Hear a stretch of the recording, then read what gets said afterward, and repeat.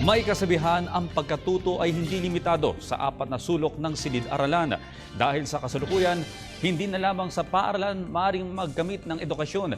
Ito ang konsepto ng online schooling. Gaano nga ba ito ka-epektibo bilang alternatibo sa tradisyonal na pagpasok? Handa na rin ba ang mga Pilipino sa pagtanggap ng ganitong klase ng edukasyon? Alamin ang kasagutan sa balitang hatid ni Bench Bondo.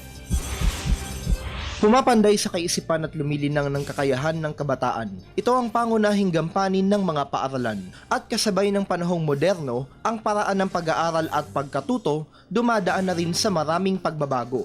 Dahil kung ang karamihan balik eskwela, computer naman ang nagsisilbing silid-aralan ng iba. Ito ang konsepto ng online schooling. Internet, webcam at modules lang ang kailangan, makakapag-aral ka na maaaring sa loob ng tahanan o kahit saan man.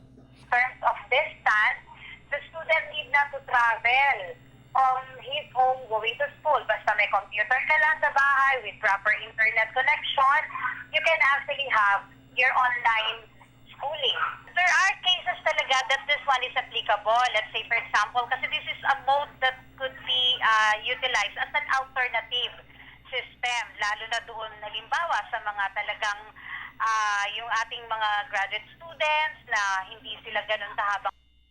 Gayunpaman, lumabas sa isang pag-aaral sa Amerika na mismong pinagmulan ng konsepto ng online schooling na hindi pa rin ito kasing epektibo ng pagpasok sa tunay na paaralan. Bagamat mas malaya ang ganitong anyo ng edukasyon, marami pa rin ang tiwala sa kalidad ng tradisyonal na paraan ng pag-aaral.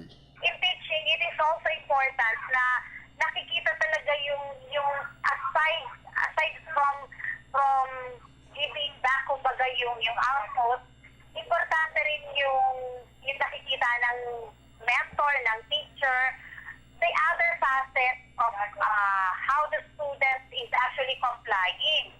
Diba? Yung kumbaga yung face-to-face na interaction.